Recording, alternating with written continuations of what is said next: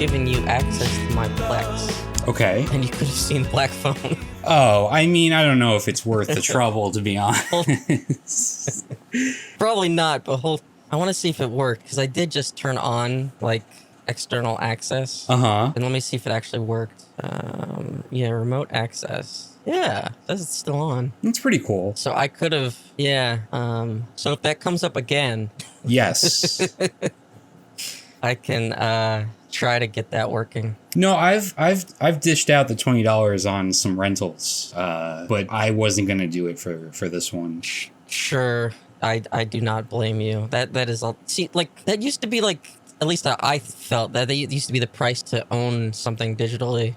Yeah, it is around that price. I think, I guess it's a bit more expensive when it first comes out. But I just think of it like, so if it's something I really, really want to see and I can't wait the window, you know, before it goes down to like the usual like $5 or $6, I just think of it as like the price of a movie ticket and I don't have to run the risk of annoying people around me, right? Sure, yeah. And I guess that's how the studios... By the way, you sound kind of weird. I don't know if you pushed a button by accident. Do I? A little bit. A little higher pitched. I don't know. You were messing around with some stuff before the show. Yeah, how's that? That's better. Okay. Maybe, you know, none of the knobs are meant to be turned, but maybe one of them is. Okay. You know what? Yep, actually... Actually, the gender knob was turned. The gender knob. The gender knob. You know how it's a spectrum? Yes, yes. Well, I have a knob for it. There you go. I must have bumped it while I was fucking around. That's very funny. Oh, you know what? Yeah, I did something. Yeah, that was my bad.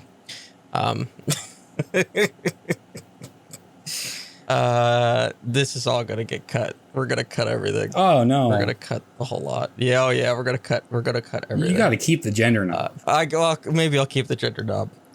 Hey, what's up? It's the DeadEndRoad show, episode 64. I don't even know what's going on anymore. I'm all out of whack. My gender's been switcherooed. I don't know what's going on. Fluctuating. It's all fluctuating. Yeah. So if you're new to the show, I'm sorry for starters. Mm-hmm. We take a look at some fringe internet culture, and also sometimes we get involved in some metaphysics. Speak for yourself, honestly. And most of the time we talk about JRPGs, because I force Ian to talk about JRPGs. But today I want to start off with a segment we haven't done in maybe like a month or two. And I need to hit various knobs and buttons for that, so. I want to do a little, fuck, the wrong knob. You know what? Fuck everything. This whole operation has gone to shit. Okay, alright. I think you should keep that voice, and we'll see how long I can tolerate it. You know, I don't think it would be very, wait. No, I prefer the first one. Yeah, I don't think this is the right one either. No.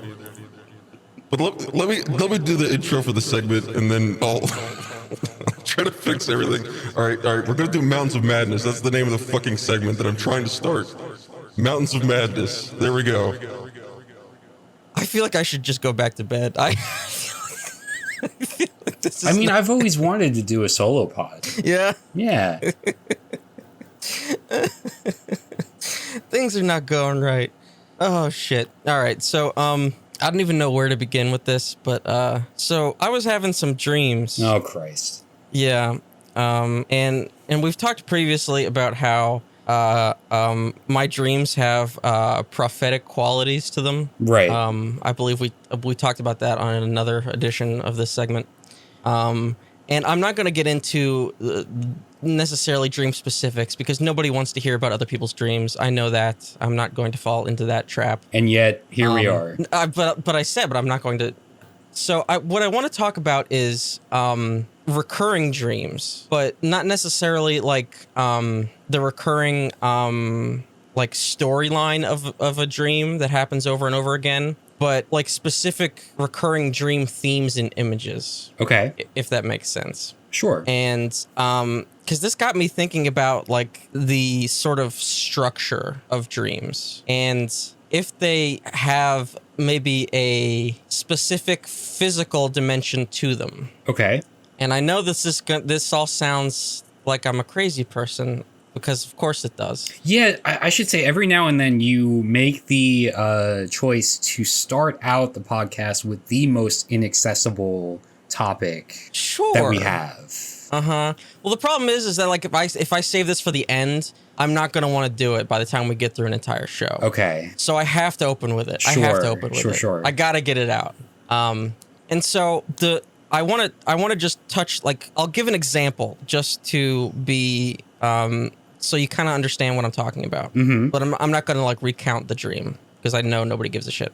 I keep having these dreams over the course of, I would say, years, where my neighbor's house has an entirely different architecture to it. And the dreams are completely different. Whatever's going on in the dream is, never the same, except for the architecture of my neighbor's house is this strange, like it's now this weird building to it that is not the case in reality. But the dream has nothing to do with the neighbor's house existing or having that strange architecture. But that's just a component of this recurring dream, is that I will keep dreaming of the neighbor's house having this strange architecture to it. And you identify it as a neighbor's house just because of where it's located? Yeah. Okay. Yeah. And like it still retains qualities of its house in reality, but it also has like the upstairs has like sliding glass doors and like a patio, that doesn't exist in reality, and it's just very strange. You're never inside, right? This is always just from the outside. No, like me seeing it from the outside, like basically seeing it from my house. Sure. And so I will have dreams where like I will, like, this neighbor's house and its strange dream shape is a recurring feature. Right. And so I was thinking about, like, are dreams like a specific, like, metaphysical place that we can, like, return to? Like, is this do you know what I'm saying? A little like, bit, yeah. This is like a version or a space that, like, I keep being drawn to. It's interesting. For whatever reason. This brings me back to, remember Lost and that episode, The Constant, where Desmond was like going back through time, but to tether him, he needed like the one, in this case, it was a person that was the constant, no matter what was happening anywhere else, he needed that one tether, that one constant person, to keep him like sane, I guess. Mm-hmm. Maybe this house is like is that constant presence. Well, see, that was just one example. Oh, okay. And like I have other recurring dreams. Most of the time they're like fucking, like I have like the classics, Yeah. like your teeth fall out. I never had that one. Really? Yeah. I get that one all the time.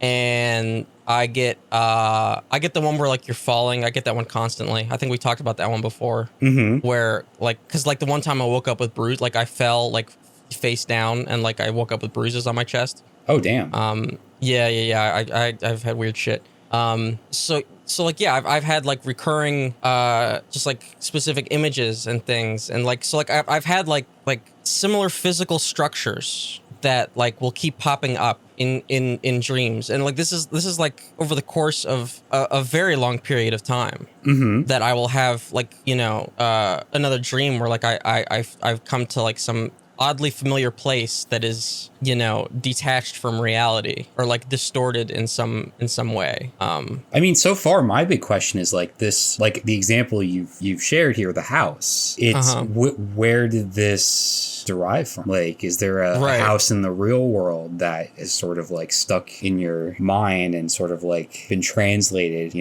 Oh, you think it's like a combination of? Yeah, I think everything in dreams is derived from reality in some way. You're not just making stuff out of thin air. Well, Jung would say. Yeah, I was just waiting for it. I had an over-under here on the number of minutes it would take. Would say that like necessarily like it would be derived from reality, but it would not necessarily be a reality that I would have experienced because of the Right. collective unconscious. It could have come from anywhere, anybody. Yeah. Yeah. I don't necessarily subscribe to that. Sure. Yeah, I don't know where this is going. It's funny you bring this up this week because the past, I don't know, week and a half, every single night I've had a vivid dream. I'm on like a streak. Yeah, me too. That's why I decided to talk about this. Maybe it's the heat wave. I don't know what's going on. Well, for me, it was a string of awful migraines. Okay. All right. Luckily, it's not the case for me. That's unfortunate. Yeah. And so like I think I mentioned this before, but like I will sometimes have that disorienting feeling where I sort of lose track of the plot of a dream, or like I can't remember when I dreamed something. Mm-hmm. And so like I can't tell if like I had multiple dreams that were sort of related in the same night, or if they felt like something I dreamed a long time ago. Right, right. And so like even I was just saying right now that I've had a dream of this house, this distorted neighbor's house, over a period of several years. I don't actually know if that's true. Okay. I don't know if that's true or if it just feels that way. Do you know what I mean? Yeah, I think so. And that's kind of disorienting. Yeah, I would imagine. So it might have been just like even the last week I like dreamed this house multiple times, like even throughout like several nights, and then I just like have the feeling that like, oh yeah, I've been dreaming of this house for like a couple of years. That's quite a I time difference. but like that's the feeling. Right. It's so familiar, right? But I don't necessarily have a way to differentiate. Do we know how new the neighbor's house is? Like if it's a somewhat recently constructed... No, it's been the same for a very long time. Okay. So I was thinking maybe like, I don't know, what kind of house stood prior to this one, right? It'd be very, very interesting if like you were able to look that up and it turned out to look like the house in your dream. Yeah, I don't think, like, the architecture is just so strange that I don't think anybody would, like, I don't think it can exist, you know? Maybe it's something you've seen in fiction, like an anime or some sort of TV show. Maybe. But yeah, it like, I just frequently have, I guess, dream places that just keep popping up. Well, you know, our generation, most of us are not going to own homes within our lifetime. Sure. So this is probably the best alternative. This is as good as it gets. Yeah. Oh, man. And I swear that this is not incognito marketing for Netflix Sandman. Right. Out now. Are you going to watch that? Maybe cautiously. The problem is that I feel like I've seen most of it. I heard there was a somewhat recent audiobook version with like a full cast that I've heard really good things about. Yes. And that's apparently still going to keep going. Oh, cool. But yeah, like just the promo on Twitter for it, I feel like I've seen most of it. Yeah, some of the reviews I saw came out today that they don't look very promising. That doesn't surprise me. Yeah. It's such an impossible thing to adapt. Seems like it. I've never read the comic book, but it seems like it would be. Yeah. Maybe an animated series, potentially? Honestly, that probably would have been the way to go. Yeah. But like animation right now, that whole industry is so fucked. How so? Like Western animation, like is like one, they all do the same art style. Yes. Which is that Cartoon Network. Everybody's a circle. I don't know how to describe it. Mm-hmm. But like if you like, what was the show? It was like kids, like they're all kids shows, but like it was like Gravity Falls or something. Yeah, that's one of them. Yeah, well, like everything looks like that now. Right. So like all animation looks like that, and then everything else is 3D. Yeah. Because it's generally faster to do. Mm-hmm. But it's such a high skill thing that's incredibly low paying. Like Netflix just shafted their like entire animation division. Like it's always the first thing to go. So like whenever Netflix was having their whole drop off, yeah, they axed like 90% of their animation production. Coincidentally, I've just started watching BoJack this week. But so that's good though, because that finished. So yes, I don't have to worry about that. Yeah. And then, like, if you look at anime, it's kind of similar, where animators work incredibly grueling hours and barely get paid.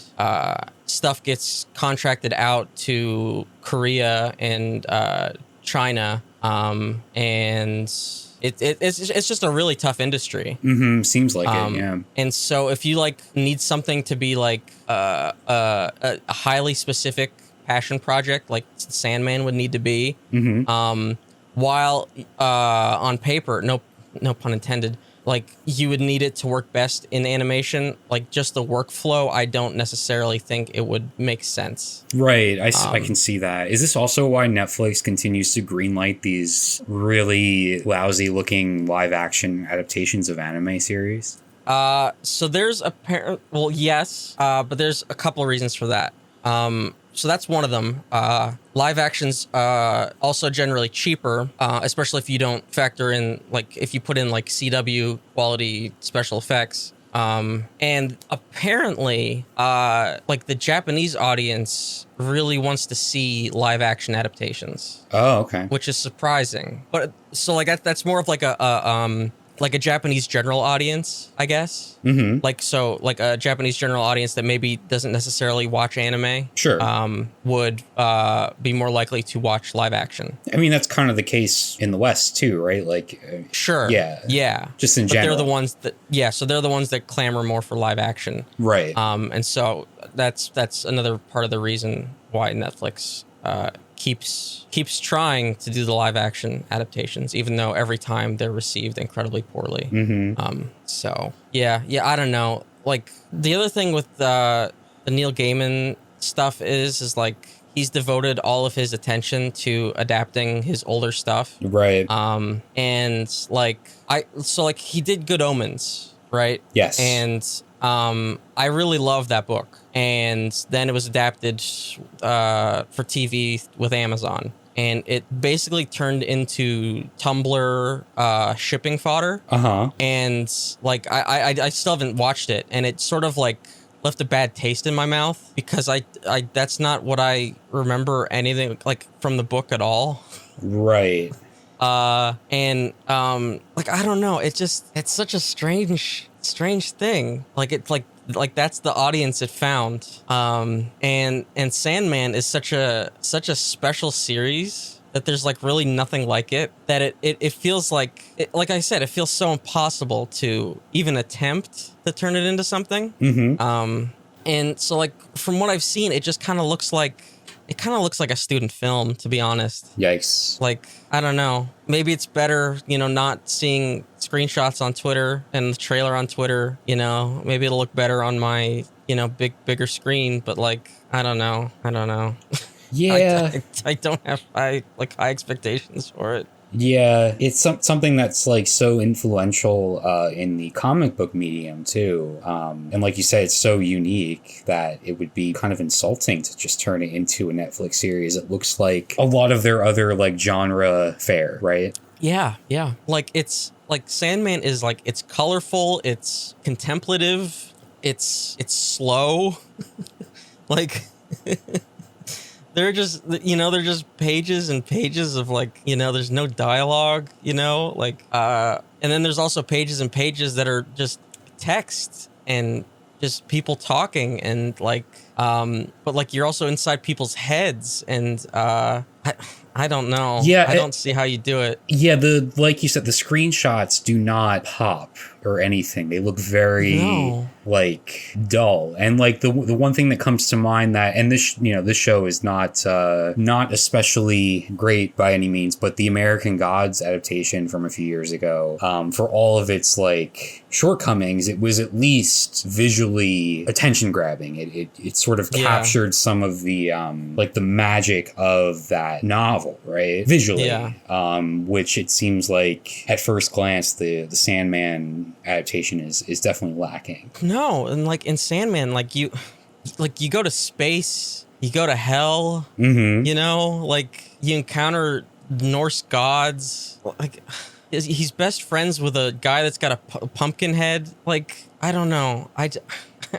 It just doesn't look Yeah, there's a lot of stuff that Netflix has come out that aesthetically doesn't make a lot of sense to me. Like Ozark comes to mind. I've watched a good chunk of that series. I really wasn't a fan of it, but like even just like visually, it's just like all blue. It's all blue and gray and dull and just kind of awful to look at. Yeah. So that was one of my main problems with the Dexter revival was that it was completely blue and gray. Yeah. And it's like, okay, fine. He's in upstate New York and it's, in the winter. So it's snow covered and it's the dead of winter.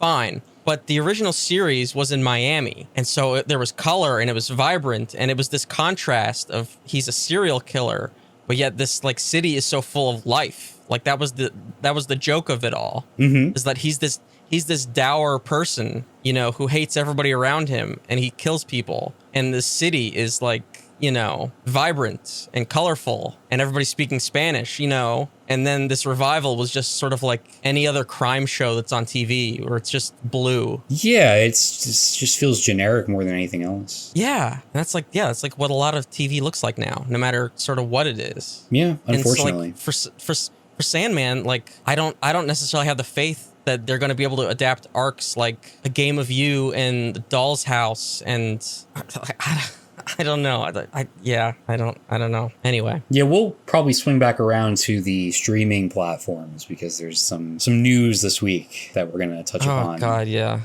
But in the meantime, I do have to do a quick correction here. It's false. No way. Not this time. We created it. Not this time. So last week, did it all for the Moogle. When we were talking about fan translations, I mistakenly said that the English fan translation for the PS1 version of Shin Megami Tensei there was a new version. What I meant to say was that there was a new translation for the PS1 version of the original Shin Megami Tensei. So this just brought to mind that TikTok meme. It's like, nobody's going to know. How would they know? Nobody's going to know. Yeah. But yeah, so the translation for If is somewhat new, but that's the Super Nintendo translation. That's like a couple years old. But the PlayStation 1 SMT1 translation dropped just like a few weeks ago. So I'm glad we got that straightened out. Had to set the record straight. Yes. We're all about our integrity here. We got to, I can't have bad information out there. Like if you're coming to this show, you're coming for the hottest SMT news. It's the only reason I can think of. And analysis. Yeah. And so I can't, what if somebody was listening and like, oh my God, I can't believe that there's a translation for the PS1 version of Shin Megami Tensei If, and then they go and find it, and then they can't find it. And then they come from my head, I think there are better odds of one of us winning the lottery than of that scenario actually taking place, but sure. And then let's just jump into Moogle. Do you want to rename the show? No. Okay, just check. Just asking. I said it off air, and I was like, I kind of want to wind down Moogle. I feel like you said this exact thing last week. I know, but I don't think I said it on the air. Oh. If I did, I don't know. I'll cut one of them.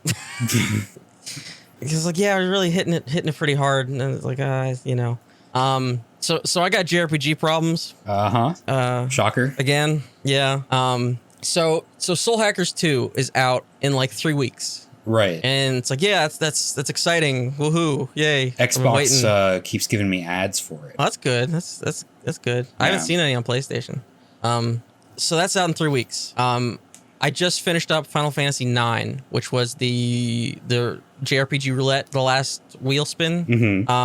And so normally at this point, I would like to do another wheel spin, but with Soul Hackers 2 so close, that's kind of dicey. But in the meantime, I still needed something else to play in between now and before Soul Hackers is out. Right.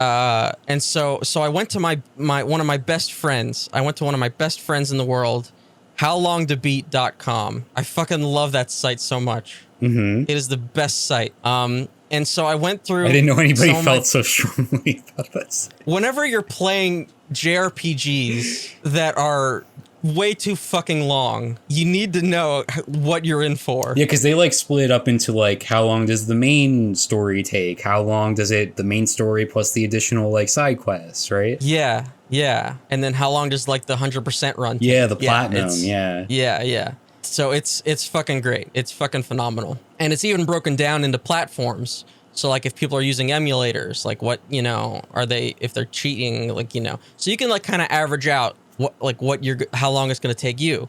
Fucking love it. I bet you that site is able to differentiate between SMT1 and SMT if. Well, yeah, probably. But that's just because it's a search engine. Okay. I don't know. So I went to How Long to Beat, and I'm going through the backlog. I'm like, okay, you know, what do I got here that isn't too long that I could kind of get into? Mm-hmm. And it provided me an answer, and the answer was Atelier Ryza. Okay. And so that's what I'm playing Oh, now. great. That's okay. So how long does that one take to beat? It's like 26 to 30 hours ish. It's not bad. It's not bad at all. You could play The Last of Us Part 2 again instead. Or I could beat my head against a wall. Sure. For 12 hours. So I'm playing that. I'm enjoying it so far. It's kind of a breath of fresh air compared to Final Fantasy IX. I thought that was Zelda. That's a breath of the wildfire air. Right. Yeah. Yeah, because I wasn't gonna do like a full review of Final Fantasy IX because I basically talked about all my grievances with it the last time we did a wheel spin. And those didn't really change. Not really. The only thing that got better is that I stopped getting one shot. But other than that, it was still really slow. It retained all the same problems I had with it, basically. I don't understand people that like say that the story in that game is good. I was like, where? Where is it? Mm-hmm. I actually like rushed to finish it because I just wanted to be done with it. Because I considered going to beat the super boss in that game because it shows up in Final Fantasy 14. And I was like, oh, you know, let me just see like where it originated. And I would have done it if you didn't have to do a bunch of stupid mini games in order to access it. And so I was like, okay, no, I'm not doing that. Not worth it. So I just decided to finish. Yeah, I just decided to finish the game. But yeah, so now I got Atelier Ryza going. And it's just kind of nice to play a game that's just like, oh yeah, we're gonna go on an adventure, you know, and that's kind of it. Like the stakes are like they feel so much lower than like a Final Fantasy. I'm trying to. This is the series where it's like borderline like slice of life with some magic, and right? Isn't that kind of like what's going on? Yeah, kind of. Yeah. So like, it's a series where like you always play as an alchemist. Yes, that's right, alchemy. Yeah. And so it's got like a really in-depth crafting system. Mm-hmm. And I really like games that have good crafting systems. And so I always wanted to play the series actually, and but like there are just so many entries that I never knew where to start or like what was a good entry point. But then the Atelier Ryza is a PS4 game, and then it has a sequel that is on PS5. These are like the two newest entries, and so I was like, okay, well then let me just do those then. And so I've had it on the log for a long time. And yeah, it just feels low stakes. You play as a girl that wants to adventure, and she discovers alchemy and then wants to become a good alchemist. And she's got her group of friends, and they, want to do what they want to do. And that's kind of it. And you just go out and collect a fuck ton of ingredients, and then you just kind of mix them all together. And the crafting is sort of like it's sort of like Final Fantasy X's sphere grid leveling system, but like crafting. So like instead of the leveling spheres, it's specific ingredients. And so it depends on whatever their element is and also their quality. And so like the recipe is basically like this little web of spheres and circles that you can input into. And it also offers like a really decent level of experimentation, because you can turn certain recipes into other recipes if you input the right ingredients. Mm-hmm. So it's pretty fun. And if like it's the kind of game where like if you feel the need to pick up everything in RPGs, then it's got you covered, because like there's so much shit to pick up, Right. and it's like all useful because it's all ingredients. So yeah, I mean, it's just kind of low stakes and fun.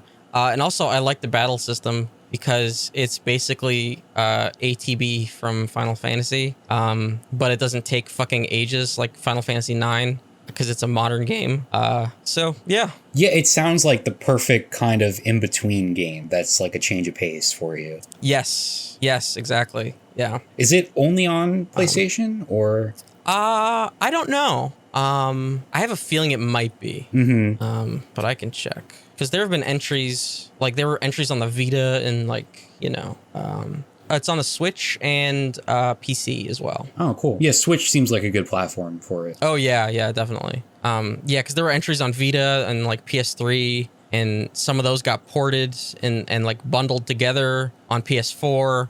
So like that was my barrier to entry for the series, was like, which fucking one do I play? Yeah. I have no idea which one to play. And like some of them, so like each one is like named after whatever protagonist it is. But then some of them are like, oh, this is a trilogy with like 3 different protagonists. I'm like, okay, well, which one do I don't know which. So then whenever this PS4 one came out, and I was like, oh, okay, this is like the start of a new, you know, era or something, I guess. So yeah, it makes for a good jumping off point. That's great.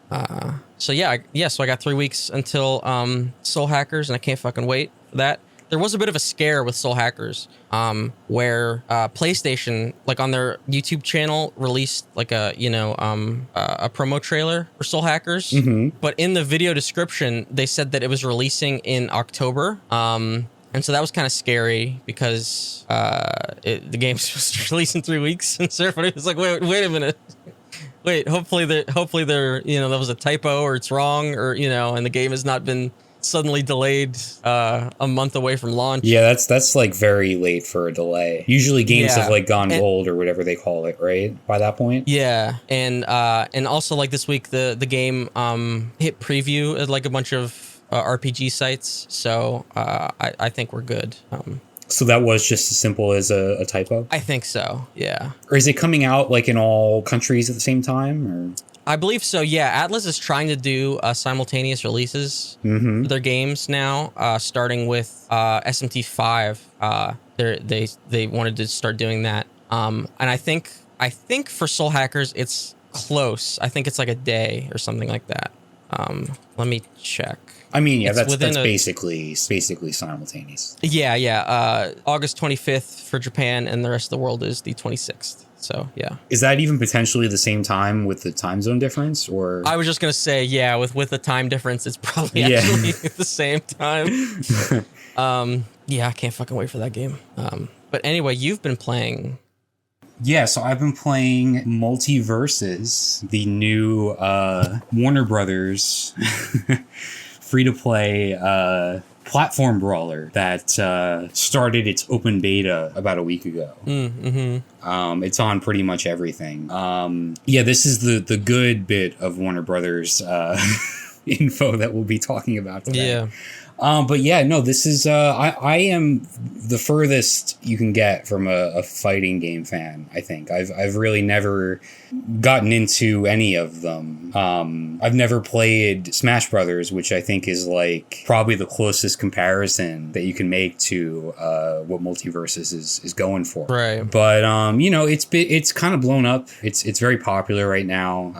I figured I'd give it a download, you know, give it a shot. And I was really pleasantly surprised by it. It's a lot of fun. Nice. Yeah. So it's got like all the Warner Brothers own properties. It has characters from DC, from like their cartoons, like Steven Universe, I believe. It's got Arya Stark from Game of Thrones. Okay. Yeah. Scooby-Doo, all that stuff. So there's 17 different, LeBron James as well was a new release. Okay. Unfortunately, it's the Toon Squad LeBron James. Well, but that, wouldn't it kind of have to it would be? have to be. Yeah. But still, like, that movie is trash. So Well, wasn't that sort of the proof of concept for this? what do you mean? Like the Space Jam 2? Oh, like incorporating the different properties. Yeah. Yeah. But yeah. So he's like the latest character that came out about a week ago, and there have been like massive leaks. There's like a ton of leaked characters that will be coming out over the coming months, and I won't like mention any of them here just because, like, you know, spoilers. Sure. Yeah. But there are some pretty cool ones, I'll say. Patrick Bateman. Irma Vep. No. But yeah, no, I've been playing this. I've been really enjoying it. Like, it's very easy to pick up and play. The move lists are pretty accessible. Like, you know, it's pretty straightforward. Like, you can get into it pretty easily, but there is quite a bit of depth and strategy involved to, you know, learning the characters and becoming good at them. The thing that sets this apart from like other fighting games and other like Smash Bros type games is the fact that its primary game mode is 2v2. Oh, interesting. Yeah, which I can't speak to because I haven't played that yet. I've only been doing the 1v1, which is fun as well. Like, it's cool that the characters are designed to work best as 2v2, but they still play well solo, you know? But what's cool about 2v2 is that like a lot of the abilities can like, you know, mix and like complement and supplement you know, between characters. Like, there's a lot of experimentation. Like the characters are divided up into classes, which I think is pretty cool. So you have like your bruiser, which is like, you know,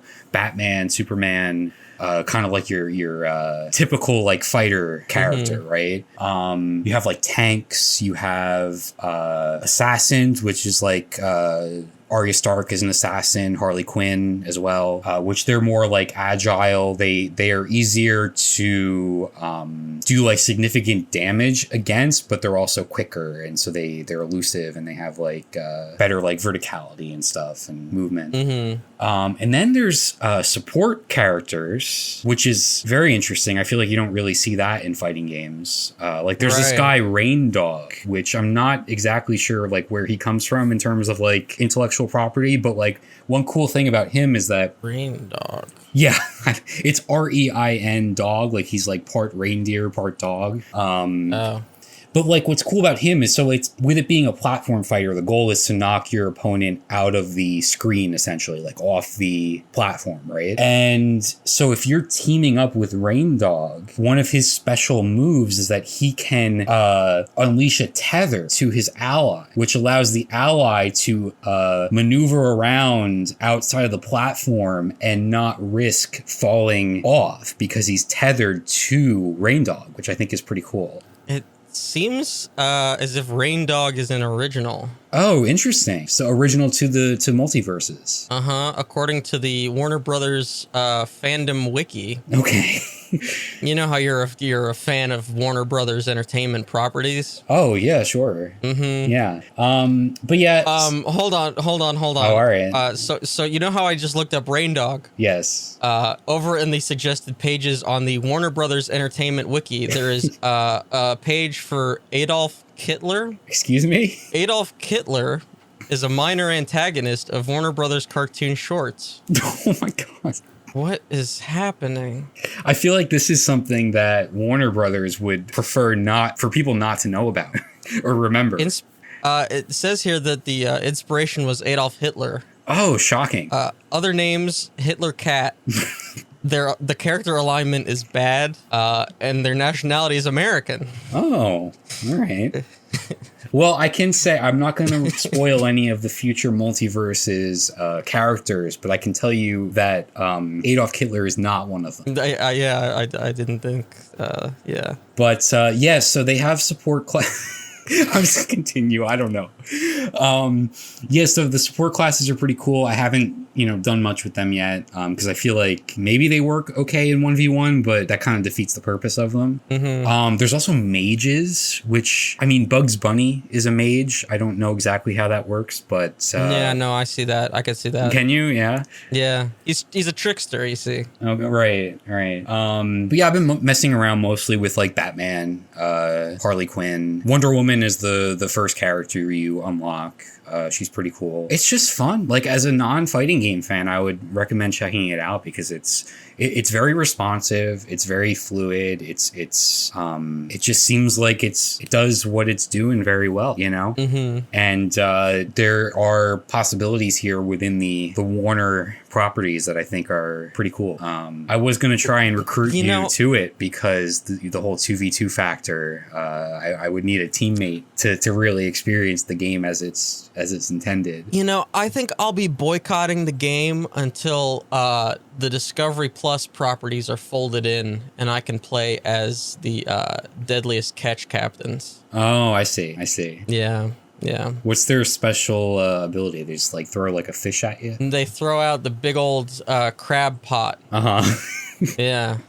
You know, I also someone this isn't a spoiler if I tell you who's not on the leaked list of characters, right? That doesn't count as a... I don't think anybody cares. Okay. I don't think anybody cares about the leaked roster. Because you know who's not on there is Batgirl. Oh, sure. Yeah. That's a good... Yeah. Yeah. Do I even bother hitting the David Lynch button? Yeah, I think we can transition. Yeah. Oh, God. Yeah. So wait, but hold on, though. Are you... Any chance you might give Multiverses a shot? Maybe. I'm really bad at fighting games, and I understand that this is meant to be accessible and, you know, whatever. I mean, all I'm doing at this stage is just what I would consider calculated button mashing. Sure. I don't have a full grasp on everything myself, so... Is it crossplay? Fully crossplay, yeah. Okay. Yeah, maybe. All right. We'll have to have a further discussion about that. Yeah, so earlier in the week, I wanted to kind of talk about the Batgirl thing, but then that sort of became a media conglomeration thing. Can I just say, this has been the weirdest news cycle I can remember when it comes to these media companies. Yeah. This has been so strange. Yeah. Such a mess. The messaging has not been good, and it's because they're not messaging for the consumer. No, not at all. Did you see the slides from their presentation? The slides? No. I've just been reading the trade publications, articles about everything. Oh, yeah. Well, that's where they were coming out of. Let me see if I can... Oh, no, you know what? Are you talking about the male skew, female skew slides? Yeah, all that shit. Yes, I saw those. They remind me of that Overwatch thing from a few months ago. Yeah. I understand demographics, and these slides are for executives talking about demographics, but it's I don't know. It's not a good look. Did you see the one that was content and then it's an arrow, then it says streaming, and then there's two more arrows and it says TV movies? No, I didn't see that. It's I'm glad we had to break that down. It's just words. It's like somebody forgot to do their PowerPoint presentation, so they woke up early and they threw something together. Yeah. Let me see if I can, because there was one that was literally all just buzzwords. Sure. Okay, there's the male skew. Do you think they have a gender knob over at Warner Brothers? They might. Maximize content value with broad monetization strategy. Okay. Blah, blah, blah, blah, blah. Global powerhouse. Blah, blah, blah. Oh, yeah, here it is. So it's content, and then there's two arrows, and then it says movie streaming TV. Ah. That's even more incomprehensible. I actually cleaned it up for them.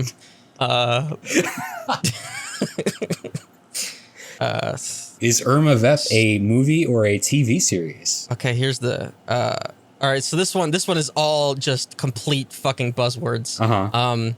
Streaming industry dynamics, softer macroeconomic environment, strategic course correction, synergy capture. Yeah, they're doing the thing. They're doing it. Oh yeah. They're really... I love corporate buzzwords. Produce compelling and diverse content powered by the best storytellers. Operate as one company with one mission. Jesus. So yeah, so let's backtrack a bit. So it first came out that the completely filmed Batgirl movie is never going to see the light of day. Right. Because they didn't know where to release it while it was being produced. They originally were not filming it with the intention of it being a theatrical release. It was going to be a digital release. Then they decided that it wasn't going to be a digital release either. And so then they just decided to cancel the whole fucking thing. Well, Even though somebody determined that the movie as it is more valuable as a tax exemption or write-off than it would be on HBO Max or whatever platform they were going to use it on, is my understanding. Because, like, if you don't actually release the movie, you can, like, do something with taxes that you don't have to, like, pay out for it or something. Jesus fucking Christ. Yes, that's actually the reason. So this piece of art that many people worked on for quite a long time, and what, $90 million was put into, or maybe even more than that, I'm not sure, is just This is like a tax exemption. This is like the producers, where you purposely make a bad thing. I'm not saying this was bad. I'm just relaying the plot of the producers. Yeah. In order to recoup the insurance on it. Yeah, that's pretty much spot on, isn't it? Holy fuck. Yeah, it's really bleak. Like, it's really gross. So then why bother making anything if you can get 90% of the way there and make money on it and not release anything? Right. Which, like, I don't know if this is a sign of things to come. Like, I don't know what the implications are for this. I just feel bad for the people that made this movie. If you can make money pretending to make movies. Well, is it that they're making money, or is it that they're losing less than they would have? Right? I'm not sure the distinction, but either way, I like, don't know. Monetarily, it makes more sense for them to write it off. Holy shit. I know. And what makes this even worse optically is alongside Flash. this. Yes, exactly. Alongside this news of Batgirl never seeing the light of day, we have the Warner executives giving the endorsement, the green light to the Ezra Miller starring Flash movie that will be coming out. Of course, Ezra Miller is the subject of a lot of controversy, scandals over the last number of months. Like, the news just continues to come out with stories, just like horrific stories revolving around Ezra Miller. And yet Warner seems cool with that. Apparently. Well, because I guess they can't write that off. I guess so. It's getting a theatrical release, so maybe this movie will make money from that. I don't know.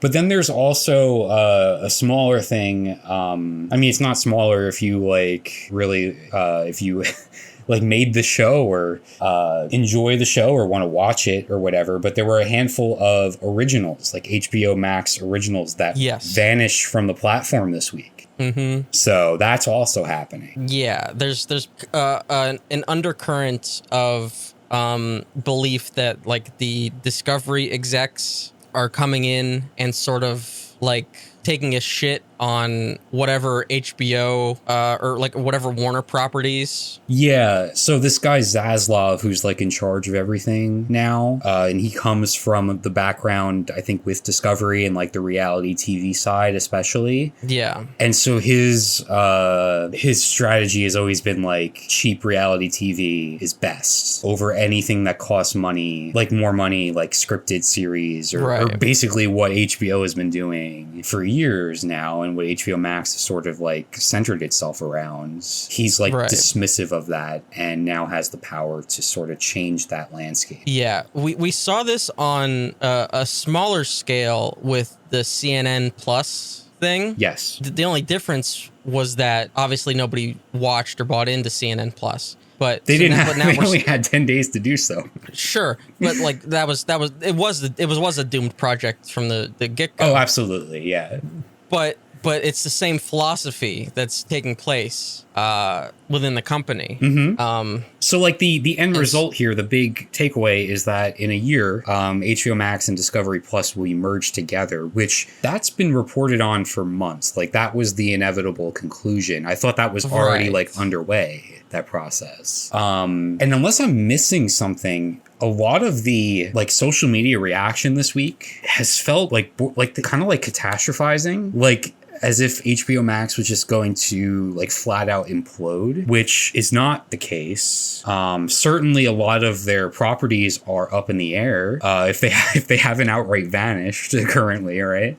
Well, I think that like it goes back to the messaging where before this investors call, which is where all the slides and like all the like information is coming out of, like from Warner Brothers Discovery, whatever their fucking name is now, is coming out of. The first news was the Batgirl thing, and then all of a sudden all these shows were being dropped. True. So that was the reaction people were having, was that like, oh shit, shows that we're watching are just gone now, and Discovery is coming in and taking over. Yeah. So when you only have that to go on, it's, you know, the speculation there, that's fair. But like for me, this, like, I hate this so much. I hate all the corporate nonsense that we're seeing. I hate the fact that this is, affecting artists, you know, because ultimately it's affecting the people that are making these shows and movies and whatnot. For me personally, like I've started finally watching Irma Vep on HBO this week, which it's a very strange time to pick up that show. Like when you contrast it with the news cycle, because like here is a very much a passion project that HBO greenlit. Right. You could say it's like a niche sort of thing, right? It's like this remake of a French film from the 90s that's about the making of independent films and sort of the industry. And it takes shots at like Hollywood and like blockbusters and big corporations and how those interact and interfere with like movie stars and the making of like art house movies. So there's like a lot of themes running throughout the show, but even just the show itself is like, I'm so grateful that we have something like this. And with the with Warner Brothers sort of like looming over everything, it's like, well, how many more projects like this are we going to have going forward? Yeah, you know. It's so the other part of it was that like news was trickling out from from employees basically about, and this was again before this investor call, about how like the mega service would be combining, and then there's this tweet from a reporter saying that quote, CNN Plus style bloodbath for HBO Max employees. So like you see that kind of shit. That spells doom. Yeah. And also like weird shit about how it won't have Discovery or HBO in the name of the streaming service. Yeah. Seems counter to... Yeah, it really does, right? Because so much of the discourse around the launch of HBO Max was about like including HBO in the title and like putting that brand and like what it's quote unquote stands for like at the forefront, right? Which what it stands for would be, thoughtful, like prestige. I mean, I don't like that word, but television, like it differentiates itself that way. So now with the new regime potentially tossing that out the window, like they're not going to get rid of the HBO brand because that still has a lot of value. But if it's not in the name, if it's not at the forefront, then it does make you question what HBO is going to look like, how it's going to be impacted in the future. Yeah. So then somebody says Warner Max is the best title for the service. And then the reply is there's a very good chance you're getting your wish. So this is the same problem that like Paramount has. Yes. Where they now become so corporate facing that it is like impossible for the average consumer. Like we have to play like bingo or I don't know, roulette with like trying to find who owns what in order to watch it. Yes. Like you have to like now keep up with investor calls and shit in order to find out where your shows are. Like trying to explain to your parents like like what properties fall under Paramount and Viacom, and Universal and now Time Warner Discovery. Like it's fucking insane. Like HBO Max, you at least understood that you were getting HBO shit. Yeah. And you understood what that meant. Sort of, because they do have that distinction, right, where you have HBO originals and then you have HBO Max originals, which are coming from a completely different like place. Right, but you get my point. I do get your point. I do, yeah. Now you're going to have Warner Plus, Max, whatever the fuck. Yeah. And now you have to look at a spreadsheet to look at all the goddamn properties that Warner owns. It's insane. It is insane. It's insane. You have to do the same thing with Disney. You have to look at all the shit that Disney owns. Well, they also own Hulu and FX, and now you got to do this mathematics there. It's like, it's fucking ridiculous. Not to And mention the platforms are different in like every market too. Of course. But like that, but this is like what the top executives want. They are the Warner executives, so they of course want their flagship product to be named after them. They want the streaming service to be named Warner, whatever, even though that doesn't make sense from a consumer's point of view. It's so, oh my God. Yeah, it gets in the way of the art more than anything else. Like for me, it's like you just want to engage with and like seek out the shows and the films that you want, right? But instead you're left with this landscape that is just like it's next to impossible. Like I don't want to be talking about this shit right now on this podcast, but like that's how things are. It gets in the way of basic fucking usability. It does, which seems like it would be bad for business, but I don't know. Who am I to say? Well, the problem is that you literally don't have a choice unless you pirate. True. It is so much easier if you know the name of a show to pirate something than it is to find out which fucking streaming service it's on. Like I was telling my mom to watch Severance. I figured she'd like it. But then I was like, yeah, well, I have it on the Plex server because it's and I couldn't remember even which fucking streaming service it was on. Yeah. 'Cause it doesn't matter. Yeah. It doesn't matter what streaming service it was on. And then I remembered it was Apple. Big fucking deal that it was Apple. Because you could stick that thing anywhere. What does it matter? It could be on HBO. It could be on fucking Paramount. It could be on Netflix. Doesn't matter. It's way easier to go to a torrent site, type in Severance, than it is to figure out which fucking streaming service it's on. Yeah. That's where they're in trouble. You see more ads for VPNs than ever before. Yeah. It's either going to get to a point where literally one of these companies is going to own everything, which is it's a possibility. Yeah, we're halfway there, you know. With how fucking big they are. Or we're going back to cable, except it's digital now. Right. Those are our options. Right. I mean, Apple wants the latter, right? Because their like Apple TV device or even just like their apps are designed to where you could just like subscribe to all these streaming services through them, and then like their menu, their interface, like just like throws it all together in one. Yeah. Right. So that's like what they're going for. Like their own Apple like TV Plus is like it's like a complement to that. It's a supplement to that. Right. It's not the main attraction. It's look at these originals you get, but also subscribe to everything else through us for convenience. Well, that's the difference, though, is that Apple has more money than God. Yeah. And it's a side hustle to them. Right. They've never been fully. They got into media because they fucking felt like it. Yeah. Like somebody woke up one day. Yeah, they make hardware. And if it didn't work, they'd just say, okay, fine, fuck it. You know, we lost a couple billion. Big deal.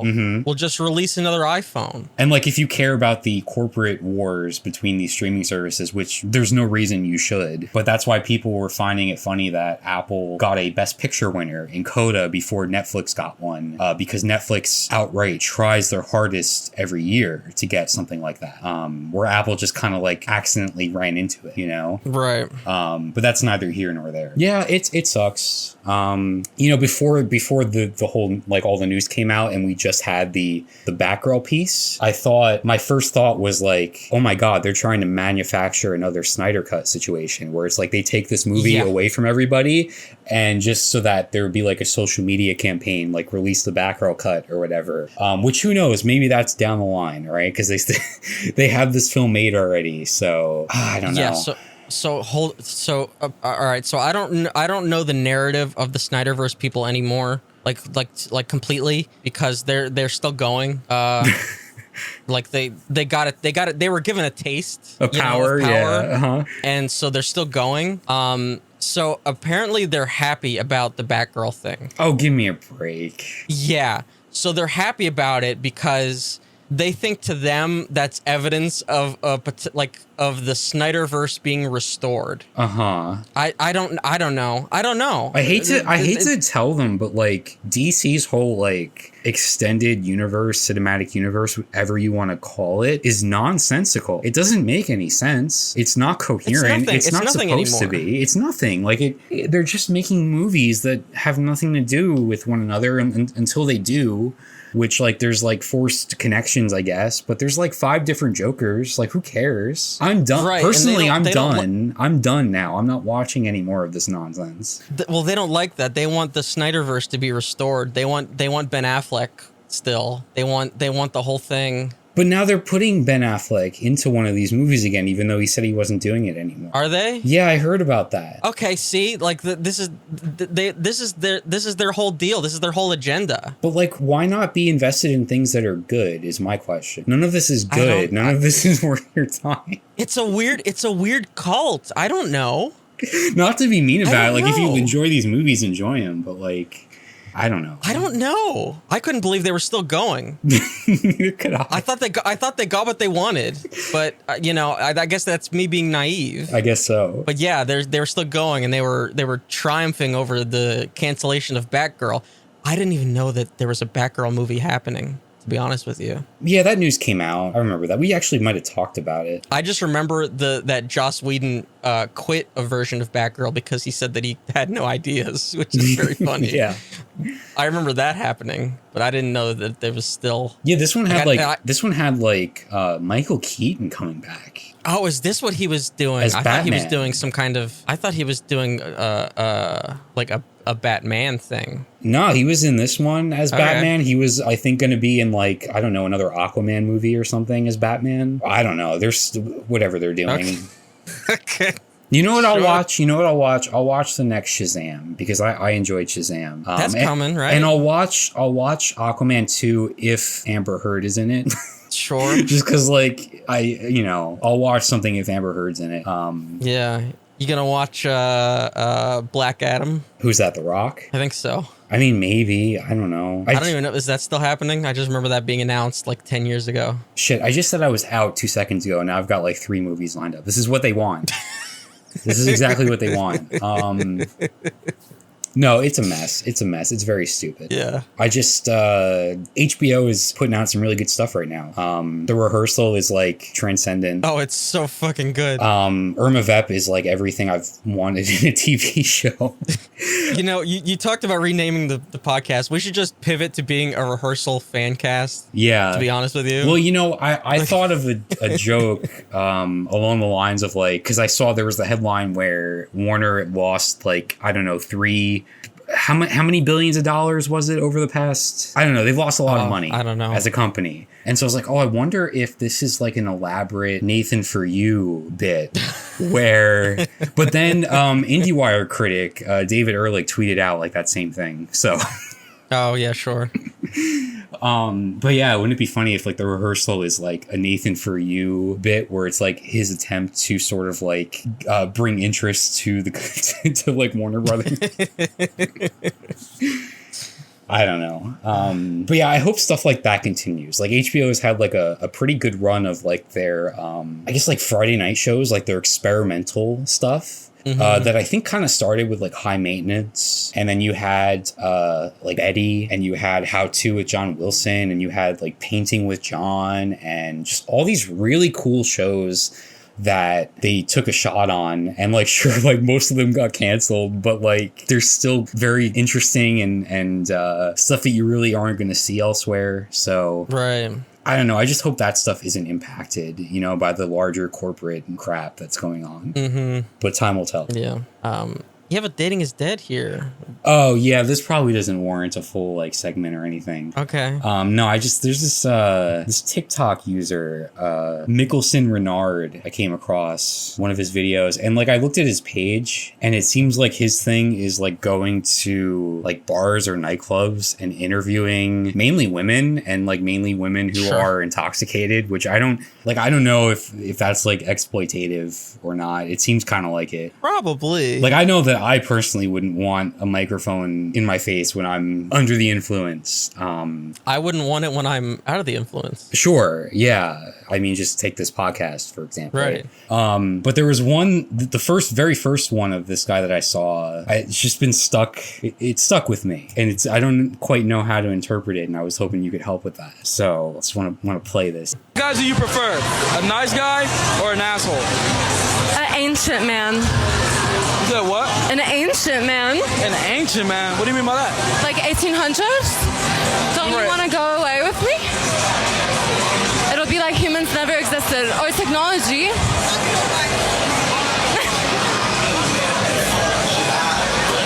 Guys, do you Yeah, I don't know. Is this like a reference to something? Is it a riddle? I just don't know what to make of this. An ancient man. Yeah, yes. But like also like she says 1800s, but it's like before humans existed, which I feel like that timeline, Right. that timeline doesn't quite. I think her timeline's a little off. Yeah. I think she might mean a Renaissance man, Okay. but that's still not 1800s. Uh-huh. But that's still, Do you want to play it again just to kind of get another? yeah. prefer? A nice guy or an asshole? An ancient man. You said what? An ancient man. An ancient man? What do you mean by that? Like 1800s? Don't Right. you want to go away with me? It'll be like humans never existed. Or technology.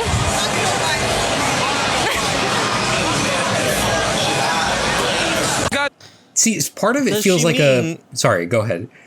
Does she mean that the man is 1800 years old? Oh, you know what? You might be onto something there. The man is in his 1800s. Could be a vampire. Yeah, of course. But no, part of it sounds like almost like a song lyric. You know, don't you want to run away with me Right. before technology? And then I do have to say, she does run away in the She video. does run away, literally run away. The caption here by the creator, it says, "I don't know what was going on, but you see her violate me at the end?" Question mark. Which I Does she? don't see it. Maybe it's out of frame. do you prefer? A nice guy or an asshole? An ancient man. You said what? An ancient man. An ancient man? What do you mean by that? Like 1800s? She looks dead into Don't the you camera wanna when she go says away? that. Yes. It'll be like humans never existed. Or technology.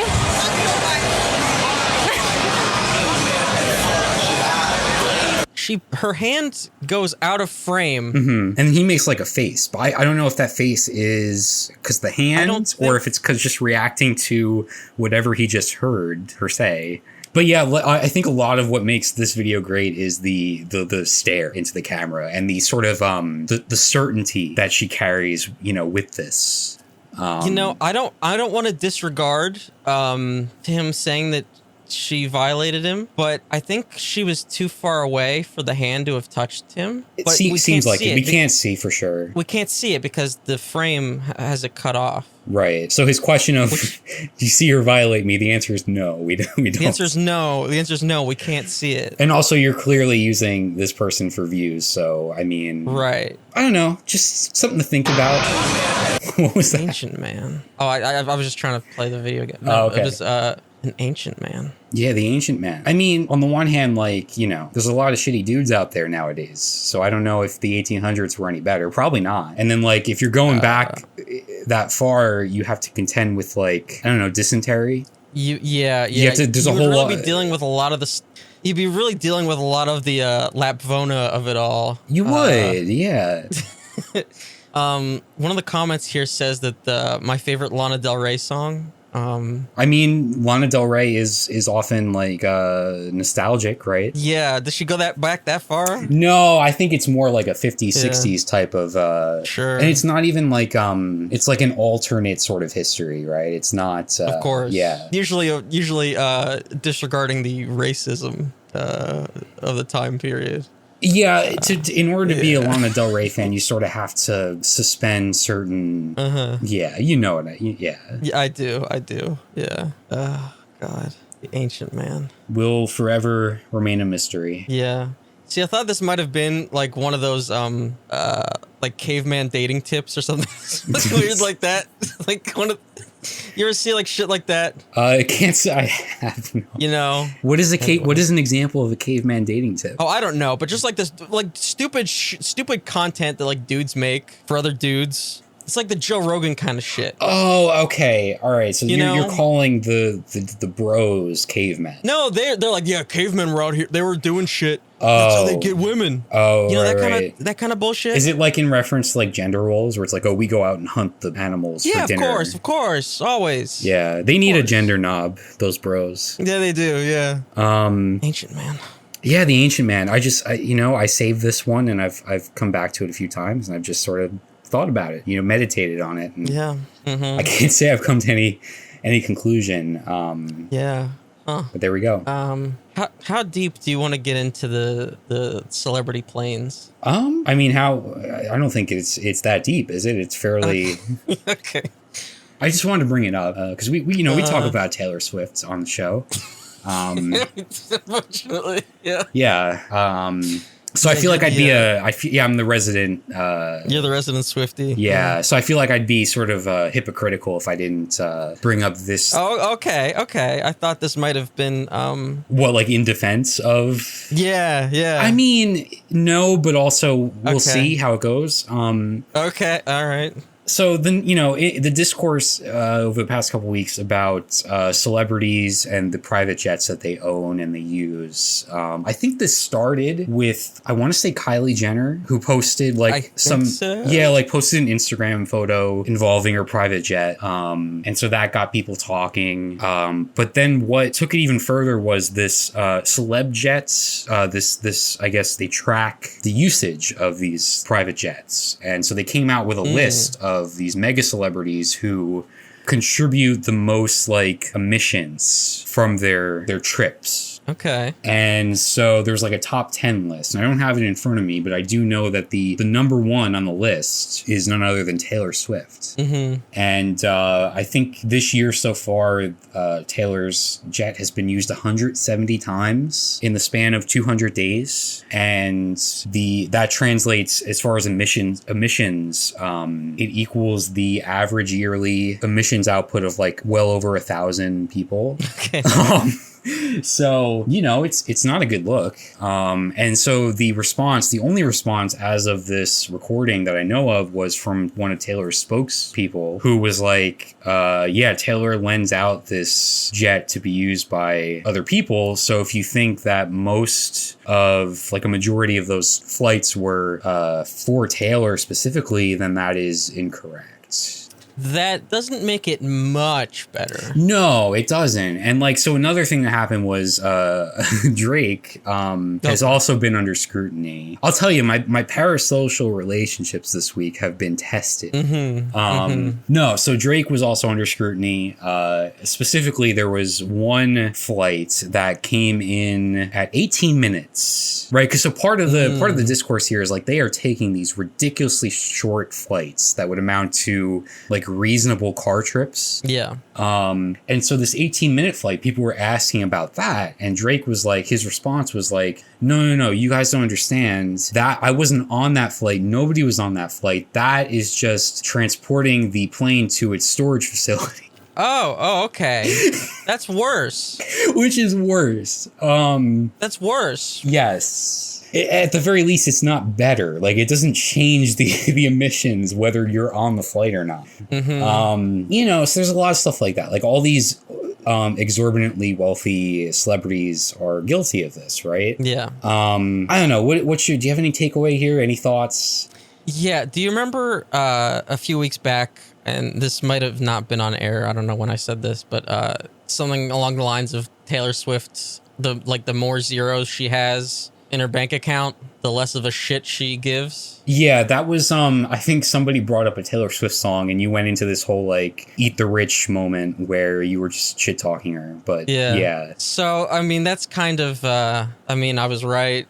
Yeah, you're not wrong about that. But I think it's not specific to Taylor. It's like any rich person. Of course not. But she's that's what she is. Yeah. That's what Drake is. Yeah, for sure. That's what Kylie Jenner is. Mm-hmm. Like, yeah, they're gonna shit all over us and tell us it's raining. Yeah. Now, correct me if I'm wrong here, and this might not be the best take. I've talked about in the past how like the whole paper straws thing, or like sort of like the individual's responsibility when it comes to like climate change is bullshit. Okay. No. Let me get to the point.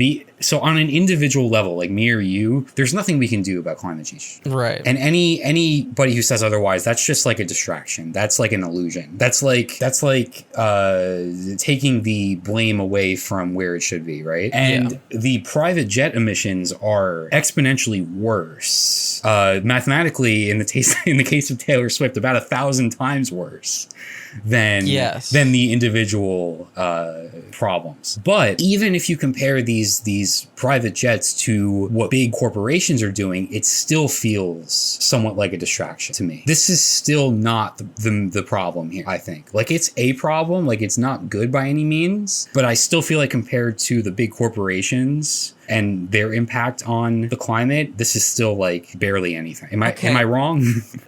Okay, but this is a problem of scale. Yeah, it is. It definitely is. Yeah. Like, obviously, corporations, high volume traffic are way worse than Taylor Swift.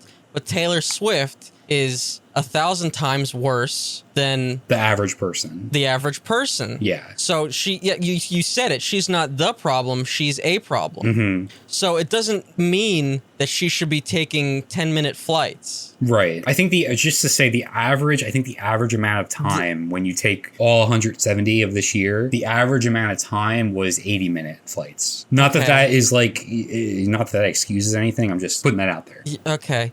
Like, Taylor Swift's private jet is not the same as us using a paper straw. Oh, of course not. Like the paper straw thing is an excuse, is shifting the blame to average people, and at best, on an individual basis, it's maybe making you feel better that you're doing something. Maybe if you can subscribe to it, if you can like shield your eyes. On the flip side, it could be shaming you into thinking that you're the problem, which I think is the intention. That too. Yeah. That too. Same with like air conditioner use.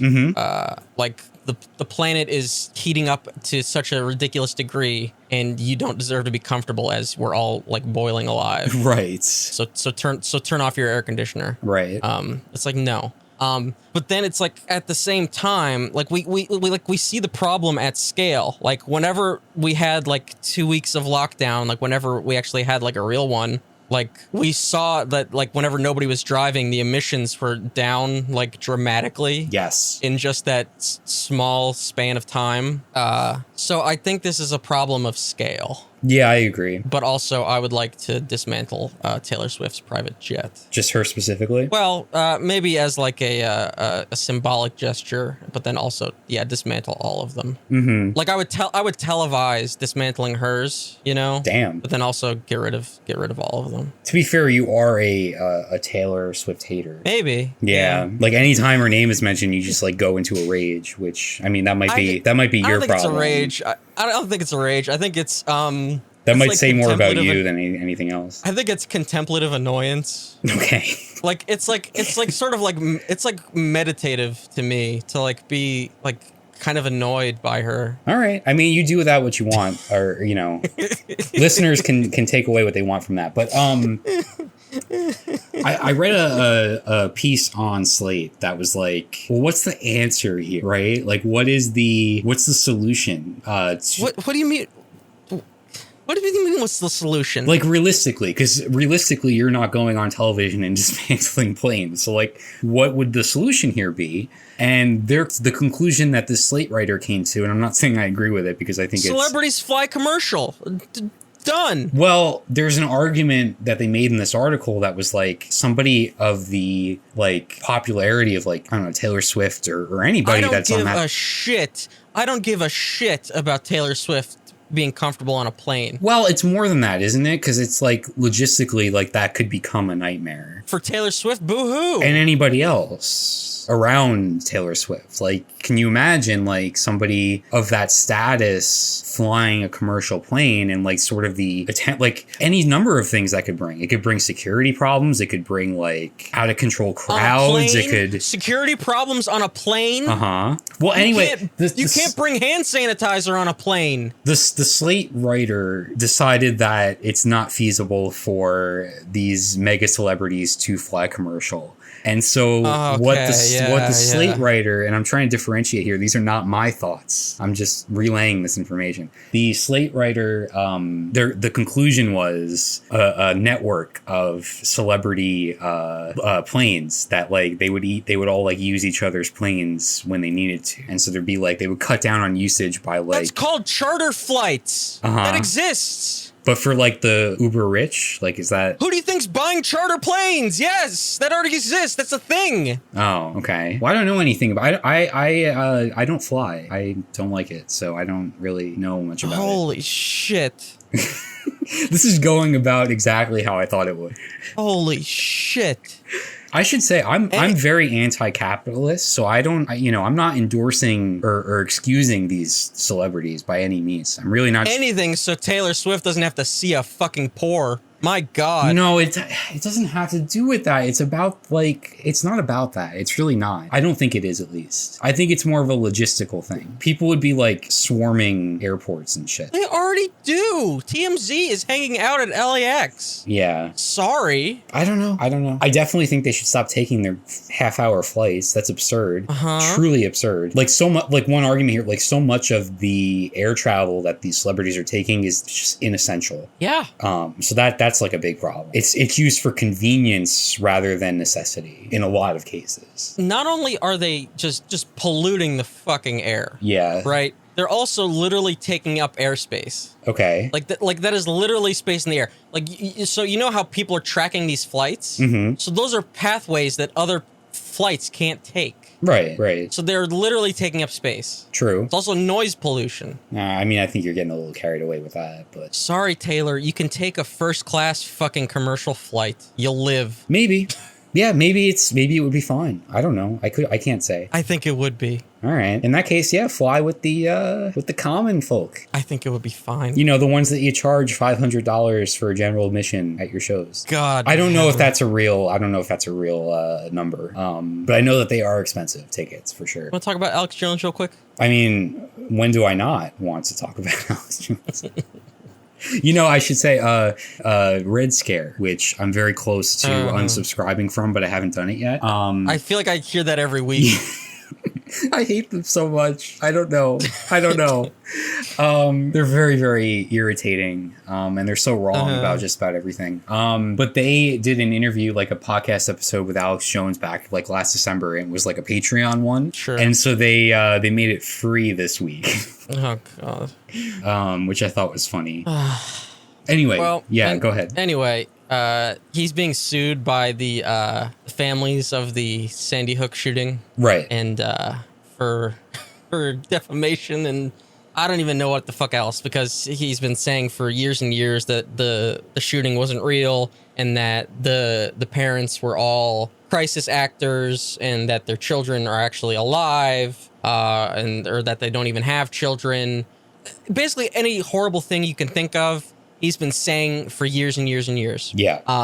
And so he's on trial for that. And so his dipshit lawyers, who have been trying to basically get a mistrial like the entire fucking time, just the entire time for like no reason. Mm-hmm. And every single time the judge is like, no. Every single time. His lawyers sent the prosecution, or I guess the plaintiffs, all of his cell phone records. Whoa. Which includes his emails. By accident? By accident. Is their lawyer Rudy Giuliani? Like what? Might as well be. And so this is a problem for Alex Jones for multiple reasons. And one of them is because he claimed that he didn't have the records of his cell phone. He turned over what he said he did. So this was not part of discovery. So these were records that were missing. that shouldn't have been missing because they actually had them. And that he also claimed that there were no mentions of Sandy Hook in his texts and messages. And so both of those things were not true. And so immediately the plaintiff asks him while he's on the stand, he's like, do you know what perjury is? He just straight up lied about it. And he's very flustered and he doesn't know what the fuck's happening. And so the other thing is that after his lawyer sent that, they knew what they did and they sent an email to the plaintiff's lawyers saying, please disregard, which is not how that works. Yeah. That is not how that works. You don't just send somebody evidence and then say, oh, you can't use that, by the way. New phone, who dis? Yeah, that's just not how that happens. Yeah. It's incredible. And Jones on the stand even calls this the lawyer's Perry Mason moment. So, like, he knows he's fucked. Mm-hmm. He knows he's absolutely fucked. Wait, but isn't Perry Mason, like, good? Yeah. Oh, okay. Yes. So he knows he's fucked. And so, of course, immediately the lawyers are like trying to get a mistrial. And the judge is like, no. And it's like the lawyers are under no obligation to honor like the no takesy backsies or whatever, like please disregard email. This isn't the honor that system? They sent. Right. Yeah. Like there's nothing like that. Like, especially because this was supposed to be turned over in discovery and it wasn't. Right. So the other thing is that as soon as this was discovered, law enforcement immediately wanted the records because it has information about January 6th on it. Oh, of course. Was he like, was he in deep shit before this came out too? Like, was this just like added to it, or was this like? I mean, yeah, he was already fucked. Okay, like, he's been spewing absolutely heinous shit about the Sandy Hook shooting for years. Yes, publicly on his fucking program. His only defense being that his show is not supposed to be taken factually and that it's for entertainment. That has been his only defense for years. So he's been fucked anyway. Right. Now he's been caught in perjury and not handing over evidence. And so that basically happened on the last day of the trial. The jury deliberated for less than a day, and they came back. And so he owes the families $3 million, and that's not even the punitive damage. Okay. And that's like where the big money comes in, is in punitive damages. Ooh. And so they're back again today on the 5th to discuss the big money coming in. Well, he probably has like a lot of cash from like all those snake oil supplements and stuff, right? So he claims that he's fucked monetarily. He was making something, it was like 800 million. He had 1 week where he was like making 800 million a day. Excuse what? Something crazy like that. Let me fact check that. How many private jets does he have? He claimed that the $2 million judgment will sink him. I'm sorry, it was 800,000 per day. I was gonna say. Stupid. I was gonna say. I'm very stupid. Still, yeah, but that not was insignificant. But he claims that was during CPAC week. Okay. So that was like a good week for the right-wing conspiracy grift. Yeah. But he also claimed, like, there's also a $200,000 number that floats around for his brain pills and supplement shit. Mm-hmm. Wait, so is there going to be any sort of like jail time? No, this is a civil case. Oh, all right. This is unfortunately disappointing. Well, but now, so the plaintiff's lawyers have now turned over all of his cell phone records to the FBI because they want to comb it over for January 6th stuff. So there's potential, yeah. So there's potential, although all the January 6th stuff, they're like barely doing anything. So who knows? It's just very funny. It's very funny because he is such a gigantic piece of shit. Oh, beyond, yeah, just the worst. And it's very funny to watch him squirm as he doesn't know what's going on, and as he finds out that his lawyer just completely fucking fumbled on him like that. I think I'm gonna have to listen to, if they talk about it, I'm gonna have to listen to what Red Scare has to say about their good friend Alex Jones. That might have to be my swan song for that show. Yeah. We do a show? It's arguable, but I think we're 2 hours. Yeah. I got a plane to catch, so Yeah, meeting up with Drake. yeah. Well, thank you so much for listening. If you made it all the way through. I feel like this is a messy one. It was bad energy from the start. As soon as I fuck up the buttons. See, that's so strange because I usually have that feeling. I'm like, oh, this one kind of sucked. I liked this one today. Did you? Yeah. Okay. Well, I maybe liked that's a the good energy, sign. but maybe that's a red flag. Maybe one day we'll strike a balance of Yeah. us both feeling that we did a good job. Yeah. Maybe one day. Thank you so much for listening. Really do appreciate it.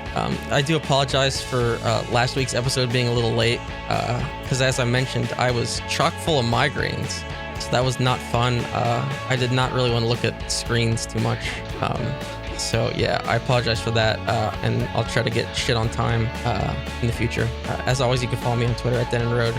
Check out the Facebook at facebook.com/DeadEndRoadTV, twitch.tv/DeadEndRoadTV, where we'll be doing a live show in the next couple weeks as soon as we get a firm, full scheduled show planned. We only have a couple things right now, so we got to fill out that whole plan. And I haven't you can looked at that. I could tell. I could tell. And you can do YouTube search and subscribe. Do search for DeadEndRoad TV. Check out the archives over there. And you can email us anything at all, like your thoughts on Taylor Swift's private jet, video@deadendroad.co. Or would you date an ancient out. man? Yeah, tell us what you think of the ancient man, and what ancient means to you. That's the better question. Yeah. Yeah. All right, that's gonna do it for us. We'll see you next time.